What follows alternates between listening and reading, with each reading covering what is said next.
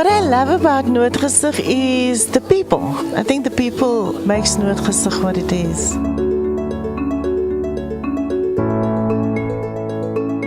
In Noordgesig, there's a big sense of family.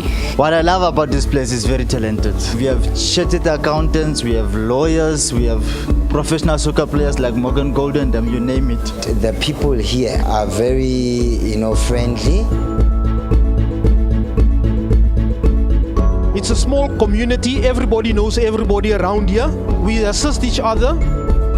We uplift each other if there's a problem. Yes. And we cover one another's back. I love my community. That's why I want us to pet in Noordgesig.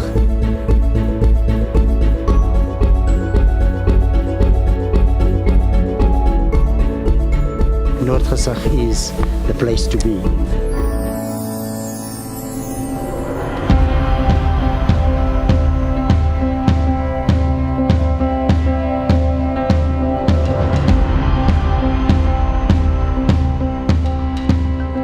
The city of Johannesburg has embarked on a new spatial vision for the city, in line with the Growth and Development Strategy 2040, based on Corridor Transit-Orientated Development, TOD. These developments will include high-density accommodation supported by commercial and retail development with sufficient leisure and recreational opportunities. This is the story of Noordgesig, its people and their vision for their city.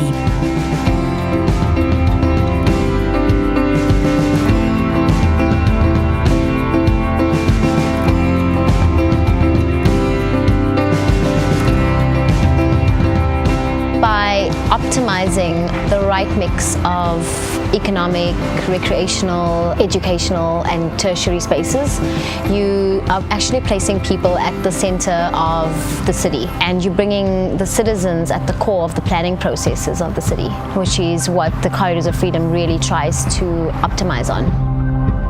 The city planning department, when they look at upgrading and implementing projects, they obviously look all around the city. But one of the things that they've realized is that they actually need to have very focused areas for development to see a real transformation. The Noordgesig Social Cluster project lies within the Empire Perth corridor and was identified due to its key linkages to the Noordgesig BRT station, Soweto Highway and Mookie Street arterial transport routes. These bigger plans that the city has are very important for Noordgesig, even though Noordgesig might seem like a small piece in a big plan of corridor. It's an important piece. It's effectively the gateway into the larger Soweto area. It's been called the social cluster because this existing social cluster not only forms the heart of the area in terms of where it's located, but also in terms of the function that it fulfills.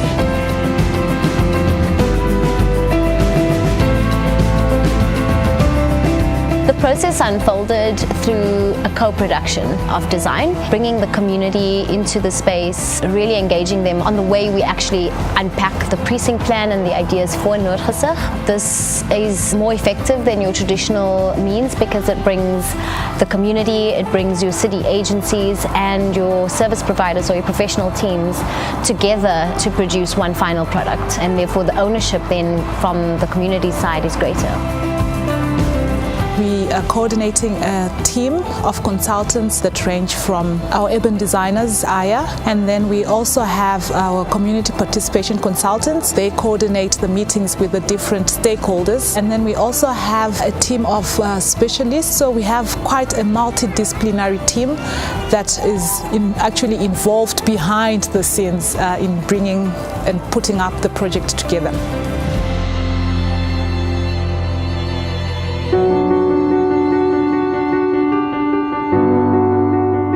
The challenge we have in Noordgesig is the fact that there is a social problem in terms of drugs. Unemployment is a problem.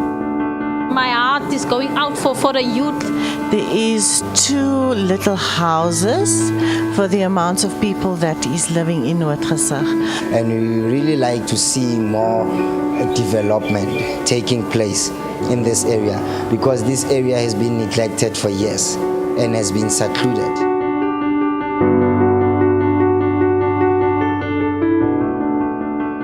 have a big problem in Noordgesig with the youngsters, drug houses, and there isn't really things for the youngsters to do.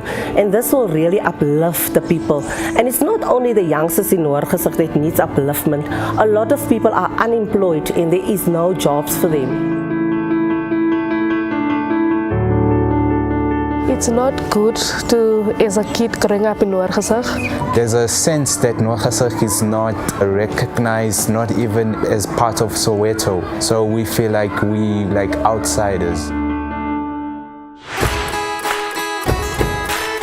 The Johannesburg Development Agency decided to try a new model and a new approach. We've had a number of engagements with the communities where we had the community coming in to give us their insights on what we were trying to achieve with the social precinct so that can inform the design that the architects and the urban designers are going to put together. Through all of those sessions, that was where the development of the precinct plan actually was extrapolated, where we saw the details of the precinct plan as well as identified projects that could be undertaken in the area. In my first meeting, we sat and we visualized the maps, and then we pinpointed certain areas of Noordgesig on the map that we thought was of earnest and urgent development.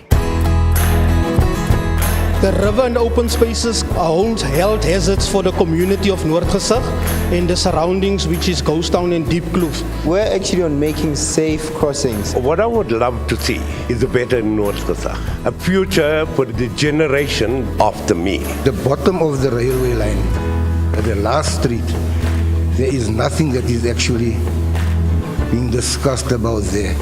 You know, that can also be converted into a park or something, you understand? The last time I had my eyes when I looked down Model Street, right at the bottom in the corner, can't we open up there to have an inroad coming in from there? Can't we utilize some of the space where we can have our local post office, our SARS, little SARS office? We don't have any of these in the township. I'd like to see the people of this community to actually value the school, so that in 5 years from now I can come in and I can say proudly that I was part of this school. I was part of moving this school's generation forward. I really do want to be the change that I want to see in Noordgesig. I would like to see music everywhere. I want a recreation center for the youth. We want to see Noordgesig beautiful. How about we implement cycling, because more people are into cycling? We came up with an idea of having a school magazine that is designed by the learners. We should look at developing quality and proper infrastructure for our kids. We must stop building houses next to mine dumps, please. It's a health hazard all over. The schools, there's no paving right around the building. With the result, the lives of our children is endangered because of that. They're quite dynamic in their quest for change, and I think this was quite exciting and quite important in our process, because that's where, at the heart of it, where all of these ideas for change started to come out. Some key urban strategies that emerged from and are supported through the co-production are improved connectivity and interface between Noordgesig and its neighbours, pedestrian prioritization and non-motorized transportation devices along key routes, social facilities and around public transport hubs, public environment upgrades, nodal opportunities along arterial roads for better placemaking and intensification, ecological and recreational opportunities of the open space system, intensification of portions of land to accommodate additional facilities, mixed use and economic opportunities, green infrastructure, preservation of heritage.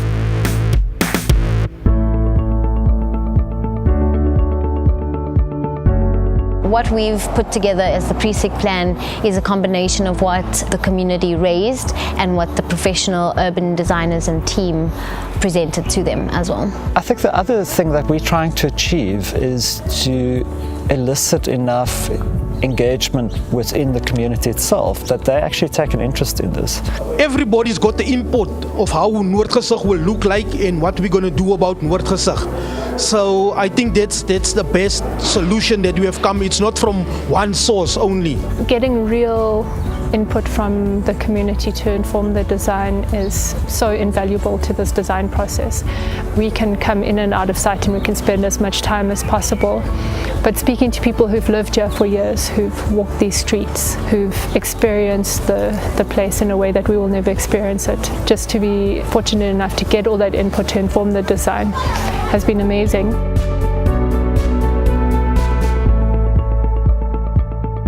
I think when people participate in the development of Noordgesig, I think they will look after things and I think they will feel part of it. If people don't participate, they feel that the authorities just came and put down things that they didn't want. They'll own the whole project and they will take care of that. And that is important for people to have a say, because just from outside looking in, but we from the inside also looking out.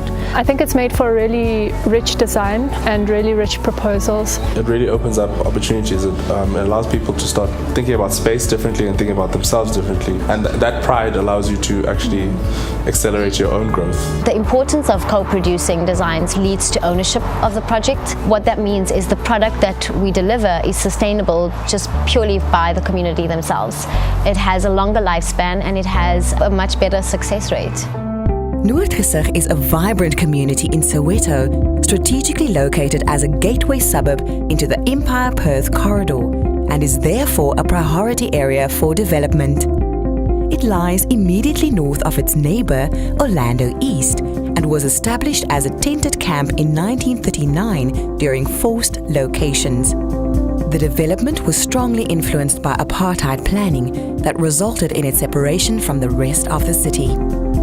History and heritage is always important in any social environment. And in order for us to build any urban form, we need to respond to the social environment. So we had to spend a little bit more time engaging them on their stories, getting the oral narrations of history. Quite a rich layer of heritage has come out. And I think that this is very important for their own sense of identity and how we tell the story in the future of Noordgesig by what happened in the past. And it's basically to make sure that we know where important heritage sites are, that the city knows where these sites are, and that important sites get protected in the event of any upgrades being done here in Noordgesig. Part of that is really about doing proper archival research, finding documentary evidence, documenting particularly the early history of Noordgesig, because some of the elders of the community have died out and a lot of that oral histories are basically lost. I think about 50% of us here on this bus don't know that this street that we're looking at, this is called Bergo Street. It's an heritage site on its own, because a part of it being one of the oldest streets in Noordgesig, it used to be a cemetery as well. There used to be a cemetery located along the street. Noordgesig is such an undiscovered area. It's not as well documented as other areas. It's so unique to work in an environment like this where there's this rich history that's actually just undocumented. Who knew Nelson Mandela was actually in Noordgesig? While we were doing the research, we realized how much interesting history is in this suburb and how much interesting people living here. The community is so involved in the history, you cannot just take it away. If you would take it away, you would take away the integrity and the history of the people. This community were all the time involved in the riots and all those things, and we felt that Noordgesig is not important for the government. They just stuck us one side and it was like nothing is developing. Actually, Noordgesig has probably as rich political and struggle heritage as other communities, but it's hidden, it's not known. How can we make something sustainable for the future, for the community, in terms of their history and their heritage? Whatever we design needs to respond to the social environment and the urban context within which it's situated. History and heritage is central to how we see ourselves and to our identity as individuals, communities, and as a nation. A detailed heritage assessment and study formed part of the planning of the precinct and involved focused workshopping of its own to capture the identity of Noordgesig and the way that it is showcased in a future Johannesburg.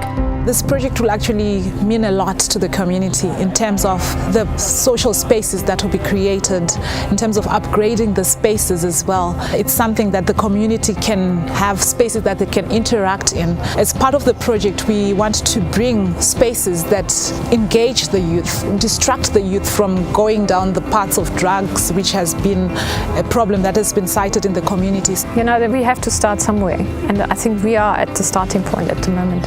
City planning and citizen planning need to be brought together, they need to be aligned, and they need to be co-productive. There's a change in the way the community is viewing a city project. There's a change in the way they're viewing their space and how they see their future in their space. By involving themselves in the drafting or the planning of the precinct plan, they can very clearly see their input into the future, and they can very clearly see their contribution to that. That's the richest outcome. It's seeing that sense of ownership, it's seeing that sense of responsibility and pride. The identity of Noordgesig has been captured in this plan. Going forward, it gives the city a plan for the next 5 to 10 years that will always be accepted by the people and will always be a reflection of their social context. So this will be a great thing for the children and even for the old people, because there's even things for the old people to do. I can see that there will be a livelihood and an uplift of the people. I mean, with the new developments coming, it's going to do a lot for this place. And our upcoming youngsters, at least they will have something to look after. We're doing this for the coming generation so that they can have a better place to stay in and a better future as well. I'll say happy, and I can't wait to see what actually Noordgesig ends up looking like. It's going to bring in a peace because people actually be in an environment they're actually proud to be around. I'm quite excited about everything, especially the extension of the library, also the hall, because I come to the library a lot. But building the bridges and the sidewalks is going to make it safe for everybody. They are making a difference for us now. It's going to be much safer. This initiative is good for the community. It will create jobs for us. Yeah, there will be more to live for. I really commend you guys for doing this, what you're doing now, and also bringing the broader community to have a say. I say thank you very much. I've been longing for this. I always had hope that there will be a change in Noordgesig, and finally there is change. We just want to thank all the stakeholders, and you guys has now come in so that we make Noordgesig a better place. I want to just thank you guys.